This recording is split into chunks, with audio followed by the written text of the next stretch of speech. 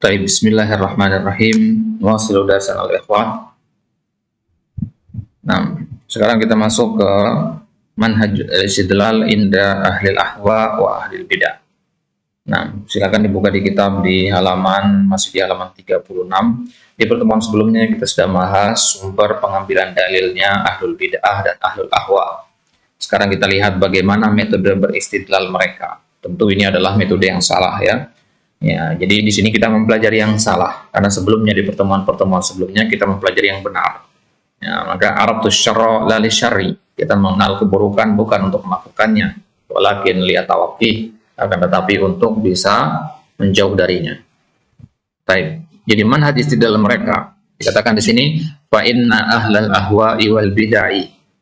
Ahlul hawa artinya pengikut hawa nafsu, pengikut bid'ah, lahum qawaidun ma'lumah. Mereka punya qawaidu ma'lumah, punya kaidah-kaidah yang maklumah yang diketahui fit ta'amul ma'a masadir talaqi, ketika bermuamalah bersama masadir at-talaqi. Ahlussunnah juga punya kaidah sebagaimana ahlul bidah juga punya kaidah yang sama.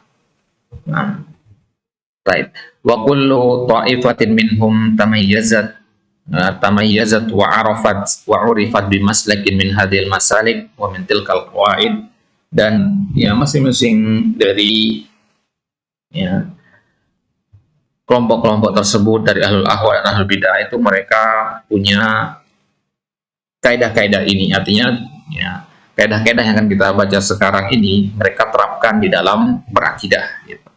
Ya, apa kaidah mereka? Yang pertama, ada mu'ihtijajihim bi khabaril ahad bil i'tiqad. Ini menyelisihi akidah Ahlussunnah wal Jamaah. Ahlussunnah wal Jamaah berhujjah dengan khabar ahad dalam masalah akidah. Ya, tapi kalau ahlul bid'ah tidak. Dalam masalah akidah mereka tidak mau menjadikan khabar ahad sebagai hujjah. Fa innal mu'tazilah wa man wafaqahum minal asy'ariyah wal maturidiyah qalu bi adami hujjati khabaril ahad fil i'tiqad. Nah, orang-orang Mu'tazilah dan yang mengikuti mereka dari kalangan Asy'ariyah Maturidiyah, perhatikan di situ, Asy'ariyah Maturidiyah itu kalau ditelusuri sumbernya ke Mu'tazilah juga. Ya, induknya Asy'ariyah di situ.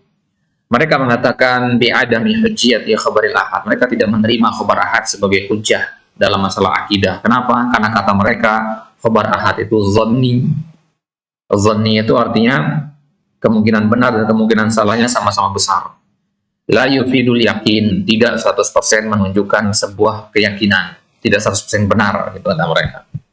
Wa masailul i'tiqad masailu yakiniyah yutlabu fihal qat'u, dan permasalahan akidah itu permasalahan yang harus yakin kita 100%.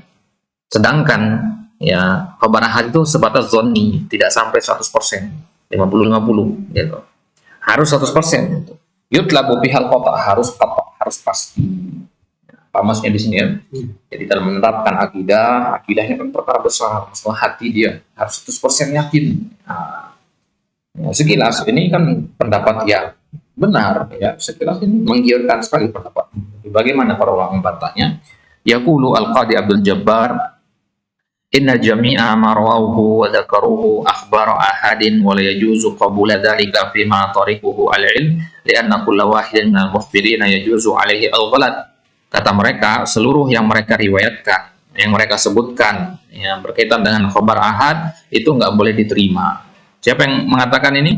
Ya, orang-orang Asy'ariyah, orang-orang Mu'tazilah itu mereka mengatakan semua khabar ahad itu tidak mereka terima.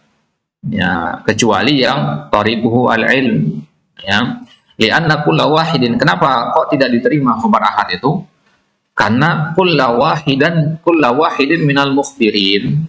Setiap satu orang dari yang memberitahukan khabar tersebut, misalkan katakanlah Umar menyampaikan khabar ahad innamal a'malu binniyat, yajuzu alaihil ghalat, bisa jadi Umar melakukan kesalahan, ada kemungkinan Umar melakukan kesalahan karena Umar manusia gitu. Ya, wa innama ya'malu bi akhbaril ahad fi furu'id din. Tapi dalam masalah furu', dalam masalah cabang, mereka mengamalkan khabar ahad. Ini kan sikap pelin-pelan dalam beragama. Ya. Ya, wa ma yasihu an yatba'a al-amal bihi ghalibadh-dhann. Ya. Nah, dan juga amalan dan ma yasihu an yatba'a al-amala bihi ghalibadh-dhann, yaitu suatu amal ibadah yang dia Di situ ghalibuz dzan, lebih kuat sifat dzannya. Ya, masalah fikih maksudnya. Ya, masalah-masalah fikih itu masalah furu ya. Makanya fikih itu disebutnya ya fikih. Ya, akidah disebutnya fikih al-akbar. Gitu. Dikatakan ilmu furu itu ilmu akidah. Ilmu fikih. Ya, kalau usul itu ilmu akidah. Nah, jadi dalam masalah usul akidah mereka nggak mau pakai khabar ahad, tapi dalam masalah furu, dalam masalah fikih mereka mau pakai khabar ahad. Baik. Fa amma ma adahu fa inna qabulahu fihi la yasih. Adapun selain masalah fikih maka menerima khabar ahad itu tidak sah. Walidzalika la yarji'u ilai fi ma'rifati tauhid. Makanya mereka nggak merujuk kepada khabar ahad untuk mengenali apa itu tauhid, wal adal, wasairi usuluddin. Begitu juga masalah usuluddin. Mereka nggak kembali ke situ. Ya, makanya ente harus pahami kalau antum diskusi dengan kalangan mereka, ya jangan bawa khabar ahad mental, ya karena mereka sendiri nggak menerima khabar ahad. Apa maksudnya? Jadi bantah mereka dengan khabar yang dalil yang mereka terima, yaitu yang mutawatir. Baik. Ya, ini bisa antum buka di kitab Al-Mughni di bab Tauhid wal Adal, atau di kitab Al-Irsyad ila Qawatil Adillah karangan Imam Al-Juwaini, dan juga di kitab Razi Asas wa Taqdis. Nah, sekarang bagaimana kita membantah ucapan mereka ini?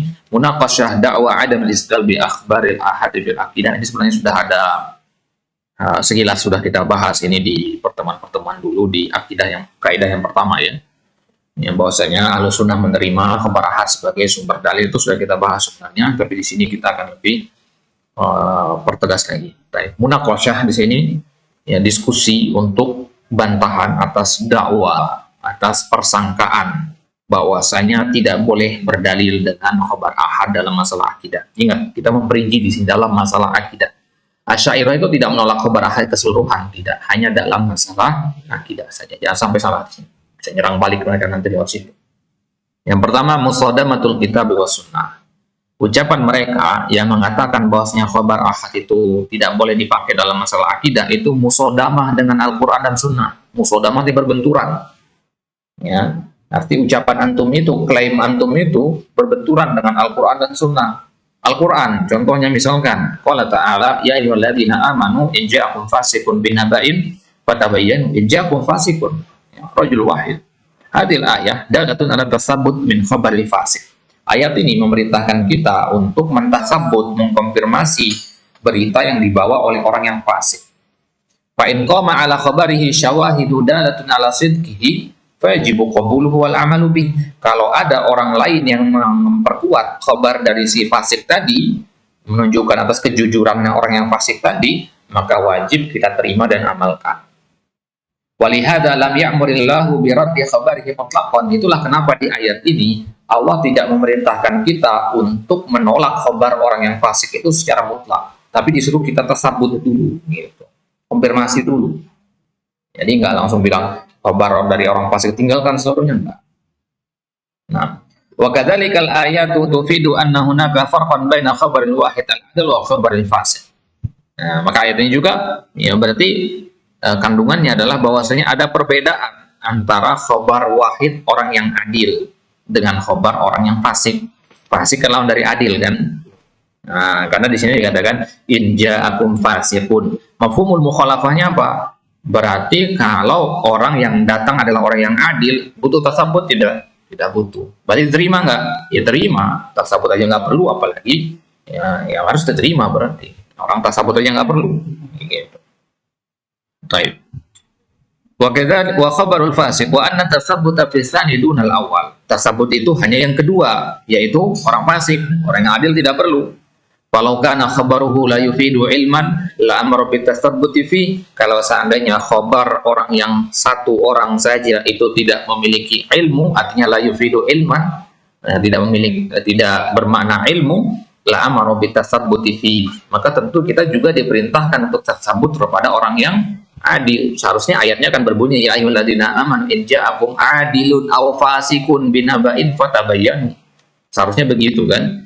Mau dia adil, mau dia fasik, seharusnya kita diminta tabayun. Tapi nyatanya yang diminta tabayun hanya orang yang fasik saja. Baik. Wa min mafhumai asy-syarti wa sifat. yukhadhu qabul khabaril wahid. Maka dari mafhumus syarat namanya di sini ya, mafhumus syarat dan mafhumus sifat, ya kita ambil bahwasanya khabar ahad itu bisa diterima. Nah, pendapat ini disampaikan atau hujjah ini disampaikan oleh Syaikhul Islam Ibnu Taimiyah dalam kitab Mukhtasar As-Sawa'iq Al-Mursalah, begitu juga dalam kitab Al-Faqih wal Mutafaqih karangan Al-Khatib Al-Baghdadi. Ini dua kitab yang antum harus baca kalau antum ingin bermunaqashah dengan mereka. Wa qaluhu ta'ala wa ma atakumur rasulu fakhudhuhu wa ma nahakum anhu fantahu fa inna Allaha amara bil akhdhi bima ja'a bihi ar-rasul mutlaqan bima fi dzalika akhbarul ahad. Ya, di situ perhatikan kalau antum belajar usul fikih langsung paham itu. Wa ma itu sigoal umum dia. Apa-apa yang dibawa oleh Rasul ambil dia. Apa-apa yang dibawa oleh Rasul berarti seluruhnya. Ya mau dia khabar ahad ataupun mutawatir gitu. Nah, seluruhnya diambil. Nggak ada pengecualian di situ. Karena ma dipakai di situ, ma itu salah satu dari sighah al-am. Baik. Ya, ini dua bukti bahwasanya pendapat mereka itu bertabrakan dengan dalil Al-Qur'an. Nah, sekarang kita lihat dalil sunnah yang mereka tabrak, dalil yang mana? Faminha qaulun Nabi sallallahu alaihi wasallam bi Mu'adz bin Jabal radhiyallahu anhu wa qad arsalahu ila al-Yaman. Ya, ketika Nabi SAW mengutus Mu'adz bin Jabal ke Yaman, innaka satati qauman min ahli kitab fa idza ji'tahum fad'uhum ila an yashhadu an la ilaha illallah wa anna muhammadar rasulullah fa innahum ata'uka laka bidzalik fa akhbirhum anna Allah qad farada alaihim khamsa salawatin fi kulli yawmin wa lailah. Hadal hadis mafhum insyaallah ya, tahu artinya ya. Nah, dalam hadis ini kan hanya satu orang yang diutus oleh Nabi, yaitu Mu'adz, untuk mengajarkan apa? Akidah ke penduduk Yaman. Nah, kalau seandainya khabar ahad tidak diterima, berarti akidah orang Yaman tidak diterima dong sampai sekarang. Nah, konsekuensinya begitu kan. Karena yang pertama kali membawa akidah ke situ ya Mu'adz. Ya, itu karena perintah Rasul. Ya, bagaimana khabar wahid tidak diterima di situ? Nah, Fahadal haditsu yadullu ala qabuli khabaril wahid fil aqaid wal ahkam. Yang diajarkan oleh Mu'adz itu tentu bukan hanya akidah saja, fikih juga kan. Al-ahkam itu maksudnya fikih. Nah, berarti khabar wahid itu boleh dipakai dalam masalah akidah maupun masalah fikih. Karena Nabi sallallahu alaihi wasallam arsala Mu'adzan wa huwa wahid, Mu'adz doang sendirian. Wa amarahu bi tablighid din bima fi dzalika at-tauhid. Nabi perintahkan dia untuk mengajarkan, menyampaikan agama. Ya, agama itu kan mencakup di dalamnya ada akidah, fikih, muamalah, seperti itu. Wa hadza dalilun wadihun ala hujjati khabaril wahid. Pembahasannya sudah kita bahas sebenarnya. Ini menunjukkan bahwasanya ya khabar wahid itu ya diterima, dijadikan hujjah oleh para ulama ya, dan diamalkan. Ini pembahasan ini bisa membuka di kitab Ar-Risalah Imam Syafi'i. Ya, kita lihat di sini ya. Ini sedikit gambaran tentang isi dari kitab Ar-Risalah. Kitab Ar-Risalah itu kan dikatakan sebagai kitab letak dasar untuk ya, ilmu ushul fikih kan. Ya. Jadi beliau tidak menyebutkan secara gamblang kaidah dalam ushul fikih ini penerapannya begini, contohnya enggak. Tapi secara seperti inilah pembahasan. Ya, melalui dalil pun dijelaskan. Nah, kemudian para ulama yang datang belakangan membaca kitab Ar-Risalah ini menyimpulkan, dari ucapan Syafi'i ini kita bisa ambil kaidah yang ini, yaitu sehingga sekarang lebih mudah untuk kita baca kitab Ar-Risalah. Tapi kalau kita langsung terjun baca kitab Ar-Risalah, asli kitab Ar-Risalah itu kitab yang masterpiece-nya Imam Syafi'i itu luar biasa. Ya, kitab yang menggambarkan kecerdasan Imam Syafi'i itu kitab Ar-Risalah. Kitab yang kecil, ya, secara ukuran tapi masuk faedahnya luar biasa. Ya, setiap kalimat yang ada di situ mengandung mutiara-mutiara yang bisa digali. Ya, sehingga ada seorang syekh dulu ya yang di kelas menceritakan bahwasanya beliau baca kitab Ar-Risalah itu hampir sampai 3 tahun setengah ya untuk menamatkan kitab Ar-Risalah. Jadi beliau membacanya pelan-pelan sekian banyak faedah bisa didapatkan. Jadi selesai dari sampul ke sampul itu selama 3,5 tahun. Baik. Beliau mengatakan, dan antum mau menjadi faqih hanya dengan baca Bidayatul Mujtahid ya dalam waktu 1 malam ya bisa. Baik, itu bisa untuk simak penjelasan seperti tadi dalam kitab Ar-Risalah. Ya, begitu juga di dalam kitabnya At-Taimi Al-Hujjah fi Bayanil Mahajjah, begitu juga di dalam Al-Minhaj Syarah Sahih Muslim Imam Nawawi, dan juga dalam Syarah Sahih Bukhari yaitu Fathul Bari oleh Ibnu Hajar.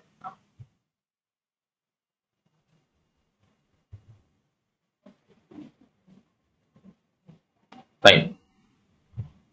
Wakadzalika marwahu Muslim fi sahih min hadits Anas bin Malik radhiyallahu anhu qala anna ahlal Yaman qadimu ala Rasulillah sallallahu alaihi wasallam qalu ib'ats ma'ana rajulan yu'allimuna as-sunnata wal Islam. Ya, dalil pendukungnya ini sama. Ya. Dalil pendukungnya ini sama. Baik, jadi dalil yang kedua ini senada dengan dalil yang pertama tadi, yaitu ketika ya penduduk Yaman datang kepada Nabi SAW ini di awal-awal Islam dulu, ya, mereka mengatakan kepada Nabi, ya Rasulullah, ya tolong utus kepada kami seorang laki-laki yang mengajarkan kepada kami sunnah dan Islam. Kemudian Nabi SAW memegang ya tangannya Abu Ubaidah, satu orang. Kemudian Nabi mengatakan, hada aminu hadil ummah, ini adalah orang terpercaya dari umat ini. Nah, wa qauluhum ib'ats lana rajulan wa akhadha an-nabi sallallahu alaihi wasallam bi yadi Abi Ubaidah radhiyallahu anhu yadullu dilalatan sarihatan ala anna khabar al-wahid yufidul ilma wa yujibul amala bil i'tiqadi wal ahkam. Maka dari sini bisa kita simpulkan, ketika mereka minta dikirimkan satu orang laki-laki, Nabi pun ambil tangannya Abu Ubaidah, dan Abu Ubaidah satu orang laki-laki. Dari sini sudah jelas bahwasanya khabar al-wahid itu yufidul ilma wa yufidu al-amal bil i'tiqad maupun bil ahkam. Karena tadi kan penduduk Yaman bilang ajarkan sunnah dan Islam, cakup akidah dan ya fikih juga. Nah, yaqulu al-Imam Syafi'i rahimahullah wa huwa sallallahu alaihi wasallam la yab'ats bi amrihi illa wal hujjah lil mab'uthi alaihim qa'imatan bi qabuli khabarihi sallallahu alaihi wasallam. Dan Nabi sallallahu alaihi wasallam tidak mungkin mengutus seseorang dengan perintah beliau kecuali kalau hujjah, ya, maksudnya apa yang dibawa oleh si utusan tadi ya sudah boleh diterima, gitu maksudnya. Ya, ya. Jadi anak misalkan ngutus satu orang, antum misalkan ke sekelompok yang lain, ya, nggak mungkin apa namanya ya anak beranggapan bahwasanya khabar wahid itu tidak diterima tapi anak mengirim satu orang, ya kan? Ya, dengan anak mengirim satu orang itu antum paham bahwasanya anak berarti meyakini khabar wahid itu adalah hujjah. Itu menunjukkan ya kenaan hujjahnya. Nabi mengirim Abu Ubaidah dan beliau ada satu orang, itu berarti menunjukkan Nabi meyakini hujjah khabar wahid. Nah, waqad kana qadiran ala an yab'atsa ilaihi fayusyafihum. Bahkan padahal bisa jadi ya, bisa jadi Nabi SAW itu mampu untuk mengutus untuk mengutus kepada mereka itu banyak orang, atau bahkan Nabi sendiri yang datang ke sana bisa saja. Nah, akan tetapi Nabi mengutus satu orang yang terkenal dengan kejujurannya, itu Abu Ubaidah. Ini ya salah satu cara Nabi untuk menyerahkan estafet dakwah itu. Kalau Nabi yang terjun langsung, nanti sepeninggal Nabi gimana? Para sahabat belum dilatih. Gitu. Inilah cara Nabi mengkaderisasi para sahabat itu, menyiapkan mereka menjadi para dai-dai yang tangguh dengan mengirimkan ke daerah-daerah yang jauh seperti itu. Nah, inilah kenapa para sahabat itu dikatakan murid-muridnya Nabi. Beginilah metode pendidikannya Nabi. Nah, jadi ya, pengajaran agama itu tidak hanya mesti dengan ya para sahabat duduk di hadapan Nabi, kemudian Nabi menyampaikan hadis-hadisnya, tafsir-tafsir Al-Quran dan sebagainya, tidak. Ya, kan, tapi melalui ya, tingkah laku, ya, perbuatan itu bisa kelihatan di situ bagaimana Nabi SAW ngeblend dan mendidik para sahabatnya. Baik, ini pembahasan ini bisa untuk lihat tadi di kitab Ar-Risalah ma'al tasarrufin yasir. Baik, kemudian yang mukhalafatu al-ijma'. Baik, ketika orang-orang dari kalangan Asy'ariyah, Mu'tazilah, Maturidiyah, mereka mengingkari hujjah khabaril ahad, ucapan mereka ini selain berbantahan dengan Al-Quran, juga berbantahan dengan sunnah tadi. Ini udah 4 dalil kan, 2 dalil Al-Quran, 2 dalil sunnah. Yang ketiga, ini bertentangan dengan ijma'. Nah, faqad ajma'a as-salafu ala hujjati khabaril ahad fil i'tiqad wal ahkam, wa qad naqala ghairu wahid min al-ulama hadzal ijma' anhum wa mimman naqalahu asy-Syafi'i.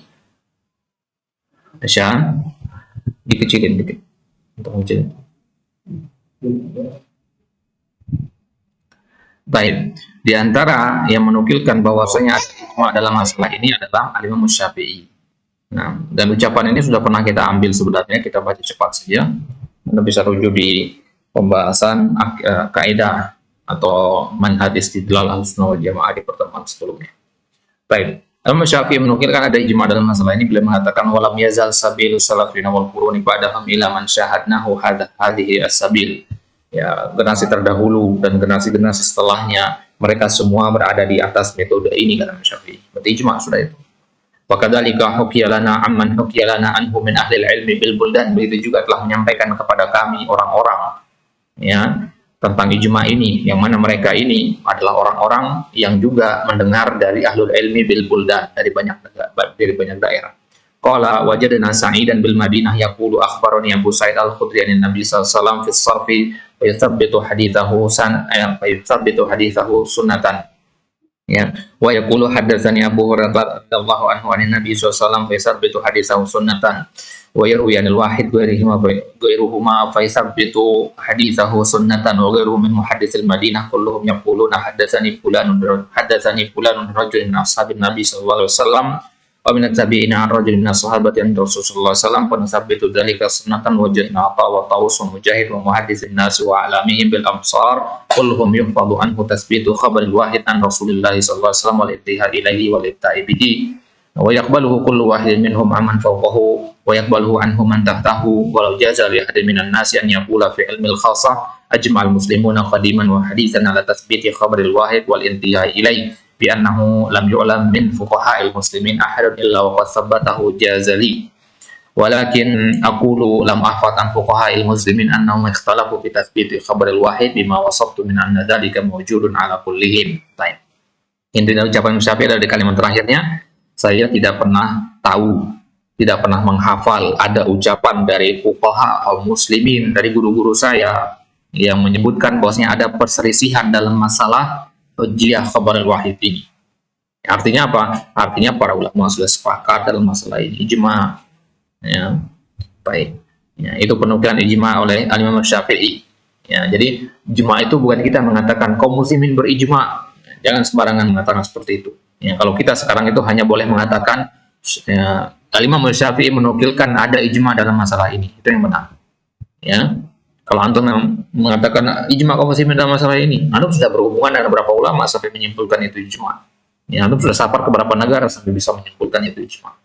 Nah, yang kedua, wa mimman naqalahu Syekhul Islam rahimahullah itu qala wa hadha mimman tafaqu alaihi salaful ummah wa immatul Islam anna al-khabar as-sahih maqbulun musaddaqun bihi fi jami' abwabil ilmi. Ucapan Syekhul Islam ini juga sudah pernah kita bahas ini di pertemuan sebelumnya. Inilah yang disepakati oleh salaful ummah wa immatul Islam, bahwasanya al-khabarus sahih, kabar yang sahih, maqbulun, diterima, musaddaqun, dipercayai, fi jami' abwabil ilmi, dalam semua bab-bab ilmu, entah itu dalam akidah ataupun dalam fikih. La yufarraqu bainal masail al-ilmiyah wal khabariyah. Tidak dibedakan antara masalah-masalah ilmiah dan masalah-masalah khabariyah. Apa bedanya ilmiah dan khabariyah? Masalah ilmiah itu masalah ya apa namanya? Yang berkaitan dengan keyakinan, ilmu. Ya, wal khabariyah itu yang berkaitan dengan khabar, berita. Nah, berarti dia yang sifatnya praktikal gitu. Jadi al-ilmiah dan al-khabariyah ini sama dengan an-nazariyah. Ya, an-nazariyah dan apa lawannya? At-tatbiqiyah atau al-amaliyah. Wala ya yaridu wala yuraddu al-khabaru fi babin min al-abwabi sawa'un kanat usulan aw furu'an bi kaunihi khabarin wahid. Nah, itu harus digarisbawahi di situ. La yuraddul khabar. Tidak boleh kita menolak khabar dalam satu bab dari bab-bab ilmu, entah bab ilmu tersebut adalah bab yang usul atau yang furu. Nggak boleh kita menolak khobar itu dengan alasan khobar itu khobar wahid. Paham ya? Ya, fa inna hadza. Nah, itu dia, perhatikan. Karena ini ya, menolak khobar wahid ini adalah termasuk dari muhdatsat, ya, perkara baru yang telah dibuat oleh ahlul bidah, al-mukhalifah lis-sunnati wal jamaah. Ini adalah inovasi mereka yang ya, bertentangan dengan ya, ahlus sunnah, bertentangan juga dengan al-jamaah. Nah, ini ucapan beliau dalam kitab Jawabul I'tiradat al-Misriyah al-Futiyah al-Hamawiyah. Ya, bantahan beliau kepada mereka. Baik. Dari sini bisa disimpulkan dari ucapan Syekhul Islam Ibnu Taimiyah ini bahwasanya ya menolak khabar wahid itu adalah perkara baru. Ya, kesesatan itu adalah perkara baru. Wa kadzalika dzakaru al-ijma' Ibnu Qayyim. Ibnu Qayyim juga menukilkan ada ijma'. Tadi Imam Syafi'i sudah, Ibnu Taimiyah sudah, Ibnu Qayyim murid beliau juga mengatakan hal yang sama. Wa amal maqam mustamin, ya maqam yang kedelapan. Wa huwa inqad al-ijma' al-ma'lum al-mutayaqqan ala qabuli hadil ahadits wa isbatu sifat Rabbi ta'ala biha.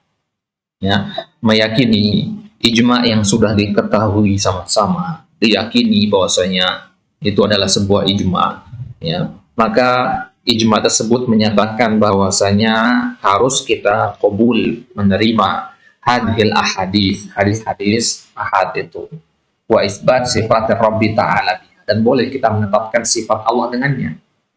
Nah, menetapkan sifat Allah ini kan akidah, boleh dengan khabar wahid.